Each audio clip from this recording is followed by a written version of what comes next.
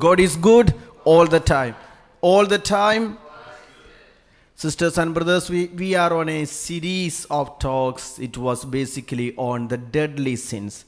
We have already dealt with those 6 sins, and now today I'm going to talk about the sin of gluttony. And we don't want to be afraid of these sins. What I am basically focusing not on gluttony but on its how we will be able to overcome it, and what are the goodness with its virtues. For example, gluttony can be overcome with a gift of the Holy Spirit called fortitude. I just want to highlight the power of fortitude, the power of mortification, the power of temperance, the power of self-control, rather than the problems caused by gluttony. So that you will understand how much devil has deceived us by blinding us into gluttony. Let us read. This is the book of Sirach. First we will see the consequences of the sin of gluttony. Then we will see how to overcome it. But basically I will be highlighting how to overcome it, the power of fortitude and mortification and self-control, so that you will have that grace, that earnest desire to receive that gift, to receive a gift. See, with these deadly sins, devil has blocked a profound gift to operate in us. That's why I want to unveil the depth of the effect of the gifts of the Holy Spirit.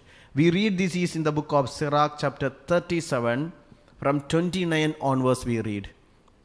Sirach 37 from 29 onwards. Let's read together. Do not be greedy for every delicacy, and do not eat without restraint. Then verse 30. For overeating brings sickness, and gluttony leads to nausea. See, these are word of God. Overeating brings sickness. This is not a suggestion from a doctor. This is a suggestion from your creator, your maker, your body, created by God. And he is telling us overeating brings sickness. So some of our sickness are caused by what? Gluttony. And gluttony leads to nausea. Then verse 31 we read. Many have died of gluttony, but the one who guards against it prolong his life. Surely we don't want to die of gluttony. We don't. And it will be also a shame that somebody died of gluttony. We don't want to do that, and the Lord does not want us to do that. That's why he wants to tell us. Now, I just want to generally say, what is gluttony? Gluttony is basically based on an act of eating. Just the act of eating, it can turn into an addiction or a vice when it does excessively or without control, with an obsessive manner. And it is an inordinate indulgence in food or drink. It can manifest in taking what is more than necessary, taking food in a wrong time and in a luxurious way. For example, we live in a culture at this particular point of time in the world, people have no order, even in eating, even in sleeping, even in work. We live in a world where people have created their own timetable. But the Lord has already created an order in this world. That's why the sun rises in the early morning, but many people gets up very late. And the sun sets to remind us it's time to sleep, but many people don't sleep in the night, they sleep on the day. And see, these are the tricks of the devil. Why did God create an order in this world? For our own welfare. That's why he made a plan. So any plan against God's plan is not in order. If he created day to work and he created night to sleep, if he created day to do our activities and night for rest. We are not permitted to do anything otherwise. And he also created an order to eat, not whenever we want to eat. There are many who are putting on weight, and many are sick, many are sleepless, many cannot sleep because of overeating. Many are sick because of overeating. A lady once came to me and she had severe knee pain. She attends the prayer service, she gets healing, she gives testimony. But again, after 1 month, she again get the same sickness. And once she came and she told, Father, can you pray for me, because I have given testimony in the retreat that I was healed of my knee pain, but it again came back. Can you just pray? While praying, what the Lord was reminding, ask her to get out of the sin of gluttony. Overeating and overweight made her to have knee pain. And she has to have the gift of self-control and mortification to overcome it. But it's a small thing. But we know, even the spiritual fathers, they say, why people eat a lot. Stress can cause people to eat a lot. People have to hide. And actually those who have emptiness, those who feel some kind of frustration, people use different type of methodologies to overcome the emptiness of their soul, of their heart, of their body, and they try to fill that emptiness, sometimes with the food, sometimes with the drinks. That's why many alcoholics, they're all wounded, empty people, and that's why they try to fill it, and again they are falling more into more emptiness. We read this is in Isaiah. This is chapter 23, Isaiah 22 from 13. Isaiah 22 from 13 and 14. We read together. But instead, there was joy and festivity, killing oxen and slaughtering sheep, eating meat and drinking wine. Let us eat and drink, for tomorrow we die. See, there are many, their policy and their life is like this. Just let's eat. Tomorrow we are going to die. The Lord of hosts has revealed himself in my ears. Surely this iniquity will not be forgiven you until you die, says the Lord God of hosts. The Lord is reminding, surely this is an iniquity. Eating and drinking and making merry means just thinking this world is enough. And this is a sin of gluttony. And now there are many, even those who have gluttony, they make their soul a slave of their body. Those who have glutton, they cannot have spiritual taste for anything. Saint Alphonsus Liguori, he compared a glutton to an animal, a human without sense, a human without motivation, because we human beings are given this gift to control our mind. See, if you want to walk, you can use your feet to walk. If you want to eat, you can use your hand to eat. But if you want to control eating, you need to use your mind. You need to control. That means you need to train yourself. An animal does not use its mind. It's only human beings. So that means if we are just a person who has no control on anything, we are a person of having no timetable at all. It's a disorder, and it's an evil attack. Devil is a deceiver, because we live in a society, not just you, majority and most of the people, they eat whenever they want. Even if you travel, there was a time in the past, people never used to eat when they would travel, when they are sitting somewhere. There's a specific time and specific place even for eating. But now we can see people eat anywhere. And there are so many. The problem is many are of overweight, and they are struggling to get it low. Sisters and brothers, God has given us the gift to control our senses. That we need to, those who have gluttony, they cannot control their senses. And eventually the sin of gluttony can lead a person to lack of self-control. It can lead a person to laziness. It can lead a person even to judge others, even to have the consequences. It can lead a person to idolatry. Food can become an idol. Let's read about the consequences of this sin of gluttony. The first scripture we'll take, it is from Philippians chapter 3 verse 19. They will become an enemy of God's work. From 18 onwards, let us read. They hate cross. They hate suffering. And they fall into temptation. For many live together with me. Let's read this word of God. Many live as enemies of the cross of Christ. I have often told you of them. And now I tell you, even with tears, their end is destruction. Their God is the belly, and their glory is in their shame. Their minds are set on earthly things. Sisters and brothers, is it all about our life? Is our life is centered on food? There are some people, for their entire concern is food. Not you who are listening to me. I'm speaking about the strangers, maybe in Somalia. Their entire thinking is all about food.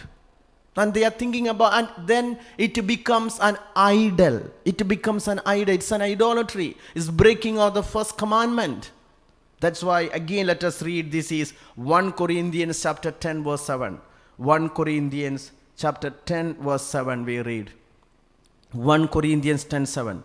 Do not become idolaters, as some of them did. As it is written, the people sat down to eat and drink, and they rose up to play. See, what is idolatry? This is a kind of idolatry. People simply think, no, I just eat the food that I like.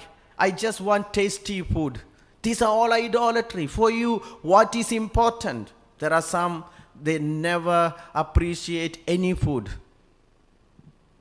They are always complaining. If you are a person who you complain about the food that your wife cooks, you are an idolater, because food has become an idol for you. My mother, whenever she cooks food, whenever I made a complaint about her food, she told me, keep quiet, eat your food and go. Why? And she told me, you don't know how to cook, so you cannot judge me about this food. I said, it is true. How can I judge something that I don't know at all? Sisters and brothers, if I have a problem with the food, if I have a problem to complain, if I have ever complained about the food that I take, indirectly I have a spirit of gluttony in me. That means I love food. The first commandment says, love your God.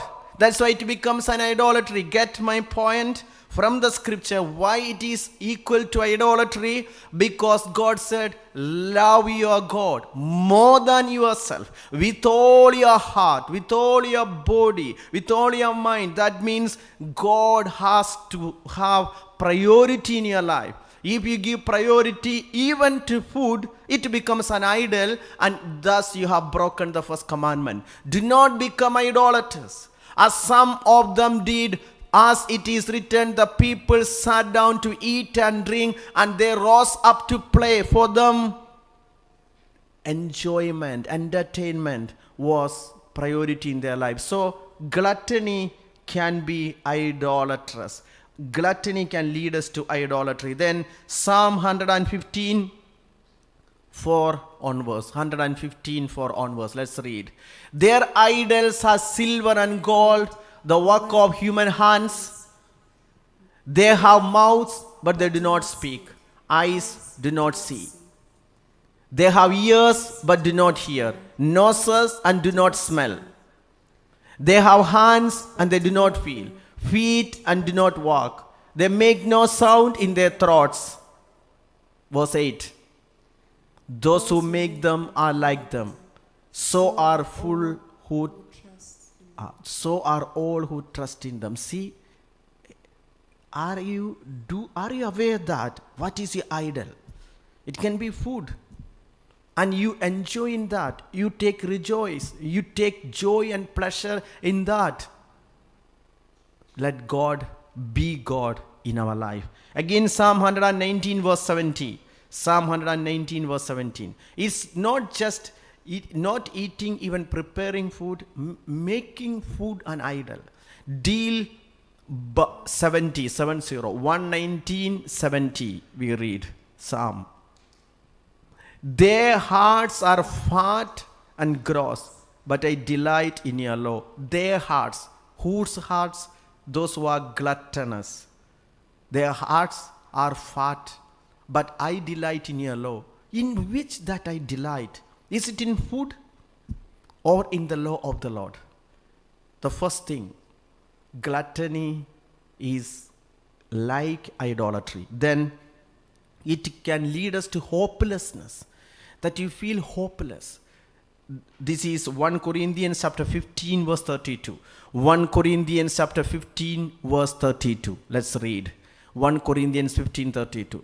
If with merely human hopes I fought with wild animals at Ephesus, what would I have gained by it? If the dead are not raised, let us eat and drink, for tomorrow we die. So if we are only focusing on eating and drinking, our life is hopeless. Why do we live? To eat and drink?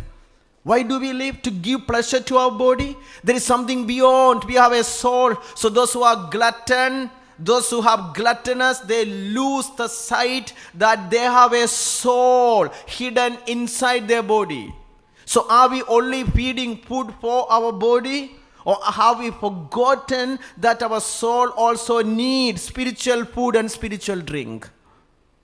It can lead us to hopeless feeling if we only focus on food and drink. Then third aspect, that it can lead us to judge others. Romans chapter 14 from 13. Romans 14 from 13. Let us therefore no longer pass judgment on one another, but resolve instead never to put a stumbling block or hindrance in the way of another. Let us no longer pass judgment. How do we pass judgment? Verse 14 we read. How? I know and I am persuaded in the Lord Jesus that nothing is unclean in itself, and it is unclean for anyone who thinks it is unclean. Then verse 15 we read. If your brother or sister is being injured by what you eat, you are no longer walking in love. Do not let what you eat cause the ruin of one for whom Christ died. So the food and drink can become an idol. It can make us to pass judgment. How? If we are not taking a particular food and somebody else takes, and you make yourself more righteous than the other, and you judge others on account of what they eat, then it does more harm. It is judgment. It can lead you to judging others. Gluttony can lead us to judgments. Then it can lead us to laziness. It can lead us to poverty. Gluttony can lead us to laziness. This is Titus chapter 1 verse 12. Titus chapter 1 verse 12. Let's read together. It was one of them, the very own prophet, who said, Cretans are always liars, vicious brutes, lazy gluttons. Gluttons are lazy people. Will somebody look at me and say, Father, you are a lazy glutton? Let's evaluate, ask, am I like that? Am I a lazy person? Do I live only to eat? Do I live just to have a good food on the weekends? We read again, this is now Proverbs chapter 32 verse 21. Proverbs 23:21. Proverbs chapter 23 verse 21. Let's read. For the drunkard and the glutton will come to poverty, and drowsiness will clothe them with rags. This is word of God. The drunkard and the glutton will come to poverty. So we are inviting poverty if we are gluttonous. Again, let us read. This is now Sirach chapter 31 verse 14. Sirach 31 verse 14. Do not reach out your hand for everything you see, and do not crowd your neighbors at the dish. That means you should not go anywhere where there is food. Don't go and eat from anywhere and anything. This is the scripture says, do not reach out your hand for everything you see. You are a Christian. You belong to Christ. You have put on Christ. And let no one misguide us. Again, this is now Sirach chapter 41 verse 19. Sirach 41 verse 19. Together we read. And of theft in the place where you live. Be ashamed of breaking an oath or agreement, and of leaning on your elbow at meals, or surliness in receiving or giving. Leaning on your elbow at meals. What does it mean? That overeating. That you feel that you have eaten and then you feel that you need more. Sisters, and it can also be murmuring, complaining at the table, at the food table. The Lord does not appreciate it. The Lord does not appreciate it. That means, sisters and brothers, the gluttony can lead us to laziness, poverty, murmuring. Then it can cause rebellion against God. Gluttony. If you are a glutton, you will be rebellious. Let's read. This is Deuteronomy chapter 21 verse 20. Deuteronomy chapter 21 verse 20. Together let us read. They shall say to the elders of his town, this son of ours is stubborn and rebellious. He will not obey us. He is a glutton and a drunkard. If you are a glutton and a drunkard, that means basically the drunkards have this spirit of gluttony. The alcoholics have the spirit of gluttony. What do? They will have two things that will be part of their life. Stubbornness and rebellion. Stubbornness and rebellion. This is the word of God. So gluttony can lead a person to stubbornness and rebellion. Again, it can cause drunkenness. 1 Corinthians chapter 6 verse 10. 1 Corinthians 6:10, how dangerous it is to be a glutton. They will not inherit the kingdom of God. Thieves, the greedy, drunkards, revilers, robbers, none of these will inherit the kingdom of God. That means our soul has already become a slave of our flesh, slave of our body, and it will block the kingdom of God. It will let us lose the spiritual eye, the spiritual insight in our life. That these are the consequences and the dangers of the spirit of gluttony. And in order to overcome this sin of gluttony, the first thing is that we need to taste who is God. Psalm 34:8. There are 5 words of God which will help us to know how to overcome this. The first thing, oh, taste and see that the Lord is good.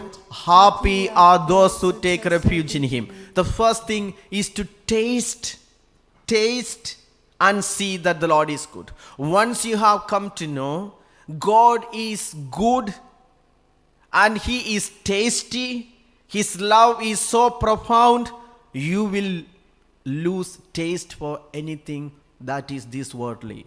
I have heard this incident of Saint Francis of Assisi. His brothers came to know he is so sick and he is so hungry. So he had a long journey, and when Francis of Assisi came back, one of his brother, he's a very good cook. He prepared a very tasty soup and he offered this soup to Francis. And before taking this soup, Francis made a prayer and asked this brother to bring some ashes. And he put these ashes into the soup, and Francis drank this soup that he destroyed the taste first, and he drank it. The brother got very upset, and the brother said, "How did you do that? Why did you put these ashes into this? You have destroyed my soup." Then Francis said, "My son, I have this spirit of gluttony.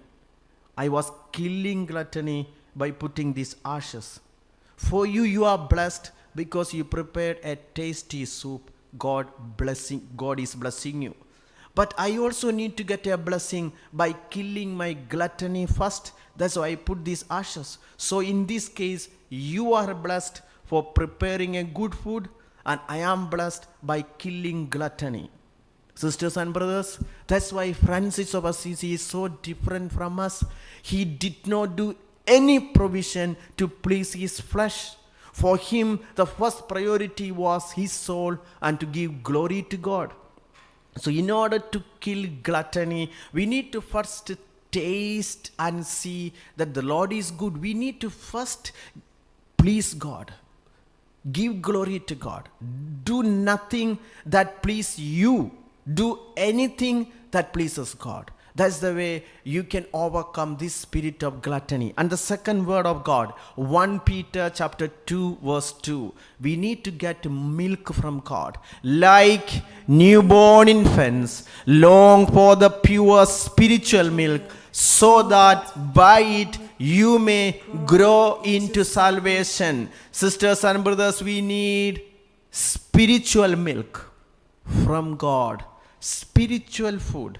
That is, these are the spiritual fruits of the Holy Spirit, like love, joy, peace, patience, kindness, gentleness, generosity, faithfulness, self-control. Sisters and brothers, we need these gifts as spiritual milk, so that we may grow into salvation. And the third, John chapter 6 verse 35. John 6:35. We need Eucharist. To overcome gluttony, we need the bread of life. Jesus said to them, "I am the bread of life. Whoever comes to me will never be hungry, and whoever believes in me will never be thirsty." Saint Nicholas of Flue in Switzerland, he lived 20 years only on Eucharist. Only on Eucharist. How did he manage? For us, some of us, we eat 4 times a day. I mean myself, 4 times a day. And see, still I am hungry. Still I am thirsty. But Nicholas, he just had Eucharist, that small bread of life. He survived. That means we need to believe. This is what Jesus said. Matthew 4:4. Jesus said, using his mouth, "The Son of Man lives not by bread alone, but by the word that comes from the mouth of God." Together let us read. He answered, "It is written, one does not live by bread alone, but by every word that comes from the mouth of God." Sisters and brothers, fasting has power. Fasting will give us authority over Satan. And remember, this Satan is waging a war against our flesh, the desires of our flesh. Most of the sexual sins dominate our flesh. Also through the spirit of gluttony, it can also lead us to lustful desires and passions, because we give pleasures to our body. Anything gives pleasures to our body. It will be so much attracted once we don't have the spirit of self-control. Then that means we need Eucharist, devotion to Eucharist. We need to receive the Eucharist and give Jesus your body. Saint Padre Pio used to pray every day in the Mass, "Lord, I give my body to your body. I offer my body with your body. I offer my life with your life. I offer my blood with your life. Transform it." That means Padre Pio gave power over his body onto the Eucharistic Lord. Then To overcome this, we need Isaiah 55, 1 and 2. We need to come to the Lord and get everything free. He gives everything free. Let's read together. Oh, everyone who thirsts, come to the waters. And you that have no money, come, buy and eat. Come, buy wine and milk, without money and without price. Verse 2. Why do you spend your money for that which is not bread, and your labor for that which does not satisfy? Listen carefully to me and eat what is good, and delight yourself in rich food. God can satisfy the needs of our body. He can quench our thirst. He can quench our hunger, and He can make us a new creation. Come to Him and eat from Him, and eat Him, that is the Eucharist, and we become a new person. Then John chapter 4 verse 10. Gospel of John chapter 4 verse 10. Jesus is telling this Samaritan woman. Jesus answered her, if you knew the gift of God and who it is that is saying to you, give me a drink, you would have asked Him and He would have given you living water. Remember, she comes to drink water thinking that she need water to quench her thirst. But we understand Jesus is offering something. Jesus is giving Holy Spirit so that she will never again thirst. And we read verse 28. Basically, she came to take water. But once she was quenched, the Lord gave her the living water. Then the woman left her water jar and went back to the city. She said to the people, and she started to evangelize. Sisters and brothers, she came to fetch water. Now she avoided. She has abandoned even the jar, the water. Then is she not thirsty? Her thirst was quenched by the Holy Spirit. Today, as you listen to me, there is no thirst that cannot be quenched by your God. You have no hunger that cannot be satisfied by your Maker. You are basically thirsting. Is it for food? Look, sisters and brothers, are you hungry? Your hunger is for what? If it was for food, you would have been satisfied by the food that you have taken. But you are still hungry. But we see a woman, she was thirsty and she received the Holy Spirit, and no more she is thirsty. That means basically she was thirsty for what? Today, as you are struggling with the spirit of gluttony and you are still wanting more, there is something beyond the Lord wanted to communicate. You need God to quench your thirst. Sisters and brothers, He wants us. We know, and this gluttony is so dangerous that we read this important incident where this Esau, he lost even his birthright just because of this spirit of gluttony. We read Genesis chapter 25 from 29. Genesis 29 from 29 up to 34. Let's read this passage together. Once when Jacob was cooking a stew, Esau came in from the field and he was famished. We read, continue. Esau said to Jacob, let me eat some of that red stuff, for I am famished. Therefore he was called Edom. Then Jacob said, first sell me your birthright. 32. Esau said, I am about to die. Of what use is a birthright to me? That means gluttony makes a person blind. When you are hungry, when you are of this worldly, you will lose spiritual sight. You will see something that is spiritual beyond. That means devil is a deceiver. That's why we call it a deadly sin. Just an act of drinking, just an act of eating can kill your soul, destroy your eternal life. Esau said, I am about to die. Of what use is a birthright? See, he just gave more importance to food than his birthright, than a blessing of his father. Then we read verse 32. Jacob said, swear to me fast. So he swore to him and sold his birthright to Jacob for a cup of soup. Let's not just look for Esau. It can happen to you and to me. Many times, God's profound blessings are blocked in our life just for partying, just for alcohol, just for drinks. We read why Prophet Daniel was so different. We read Daniel chapter 1 verse 8. I want to tell you the power of mortification.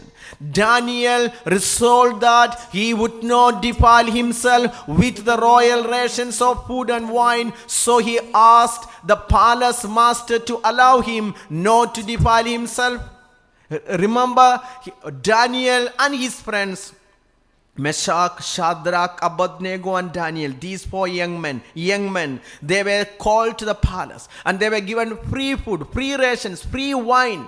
But they resolved themselves not to defile with this. And we read now verse 16, because they did not defile themselves. They did not. It was free, but they did not take. So the God continued to withdraw their royal rations and the wine they were to drink and gave them vegetables. They are doing sacrifice. They are doing mortification. They control their desires of the flesh and they only take vegetables.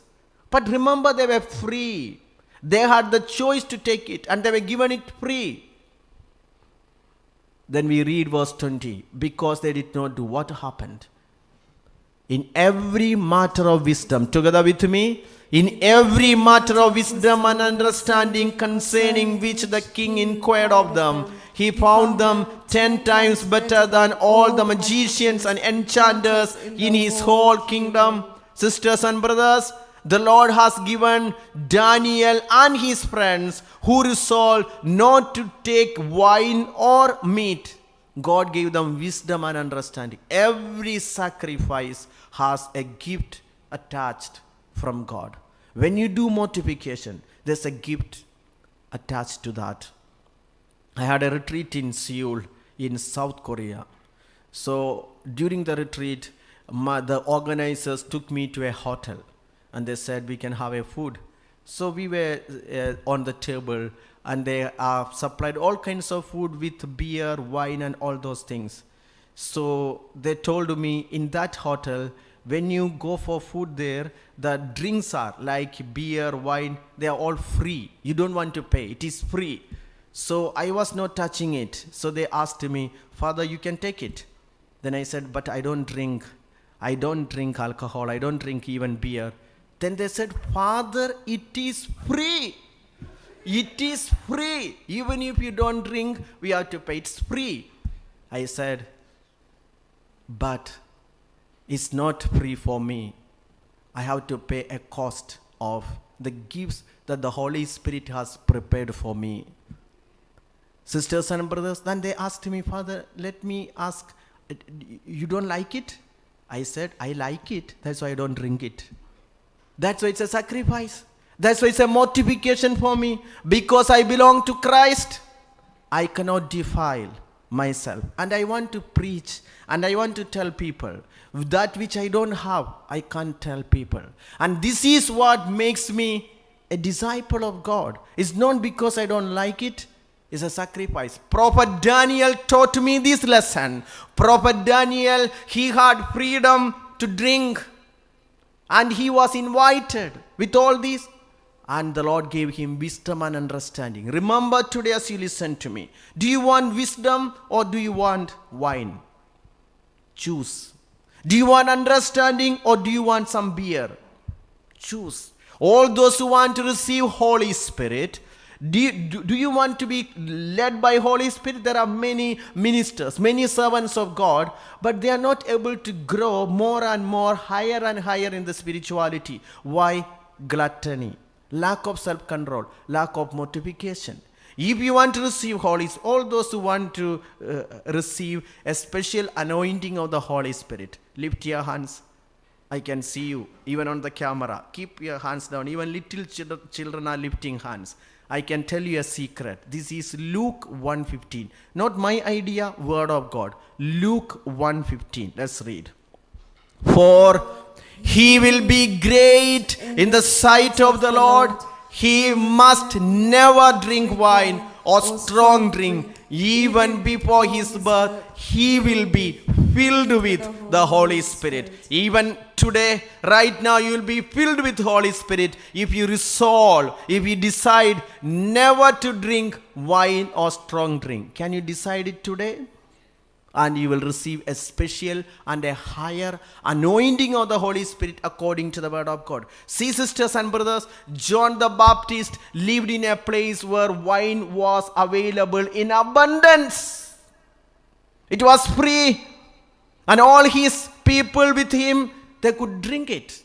Even in the Bible, we know they are even our great Noah is the one who first planted vineyard and he drank wine. He is still a holy man. But we read it was in that same period, same place. John the Baptist lived, but he resolved not to drink. And remember, he was such a powerful warrior of the Holy Spirit. Any sacrifice, it will give you a grace. That's what I'm saying. It's more than committing a alcoholism, drinking alcohol, sisters and brothers. It block the work of the Holy Spirit. That's why Ephesians chapter 4 verse 18. Ephesians chapter 4 verse 18. We read chapter 5 verse 18. Ephesians chapter 5 verse 18 we read. Saint Paul is instructing us, do not get drunk with wine, for that is debauchery, but be filled with the Holy Spirit. Sisters and brothers, people think when they drink, get drunk, they get some kind of spirit that they will be so much enthusiastic. But let me tell you, the power of the Holy Spirit is more enthusiastic, more powerful, more effective. The Holy Spirit can transform, change the face of the earth. And the alcohol can destroy you physically, spiritually, emotionally. But devil is a deceiver. He will deceive you, saying that, you need to drink, and when you get drunk, then you can do so many things. But it is a deception of the evil one. And in order to overcome, finally I want to tell you, to overcome, basically gluttony is the fear of mortification. It's the fear of the cross. It's the fear of decreasing. It's the fear of putting one's own false self to death. And in order to overcome it, we need the gift of the Holy Spirit called fortitude. Fortitude is the gift to struggle against gluttony. Jesus struggled to do the will of his Father. It's the gift of fortitude. And the prayer that Jesus made, John 19:28, the meditation of this word of God that Jesus said, I thirst. After this, when Jesus knew that all was now finished, he said, I am thirsty. He was thirsting for what? We know, not for food, not for drink, for the souls. So now this gluttony that you have for food, the Lord wants you. Thirst for souls, not for food. That's why Jesus himself, his desire, his will was to do the will of, his food was to do the will of his Father. And we need the virtues of temperance, prudence, and self-control. Temperance, that you need to control the desires of your flesh. And you need prudence. That is, what is more important? Is your body or your soul? And you need self-control. You are not of this world. And we need to pray that prayer, Abba Father, for you all things are possible. Deliver me from gluttony and fill me with self-control.